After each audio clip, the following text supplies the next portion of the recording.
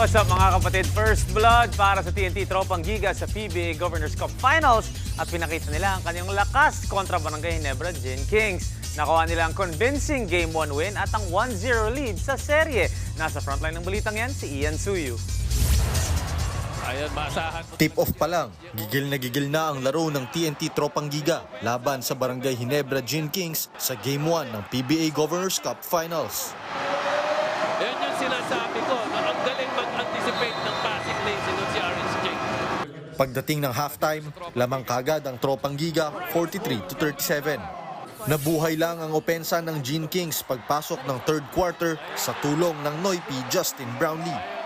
Pero di nagtagal at natapatan sila ng matinik na depensa ng TNT. Kaya ang final score, 104-88. Top scorer para sa Tropang Giga ang import na si Ronde Hollis Jefferson na may 19 points at 10 rebounds. Kumamada rin ng 18 points si Reynam Batak.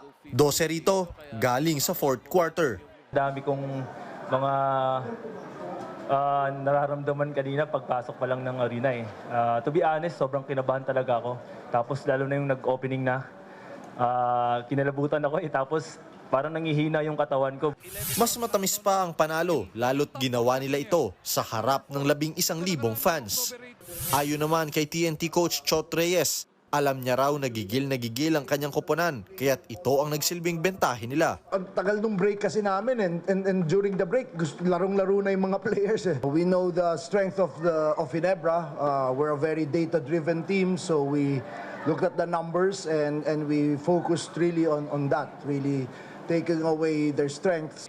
Ang Gin Kings naman, aminadong tinalo sila ng nakasusulasok na depensa ng TNT. Susubukan ng Tropang Giga na makakuha ng 2-0 lead sa Game 2 sa Miyerkules. Gaganapin yan sa Smart Araneta Coliseum, 7:30 ng gabi. Nagbabalita mula sa Frontline, Ian Suyu, News 5. What's up mga kapatid? It's your sports Tito Mike Reyes. Huwag magpahuli sa mga umaaksyong bakbakan at harapan sa loob at labas ng bansa. Para sa mga pandiin ng sports news, mag-follow at mag-subscribe sa social media pages ng News 5. Peace and love.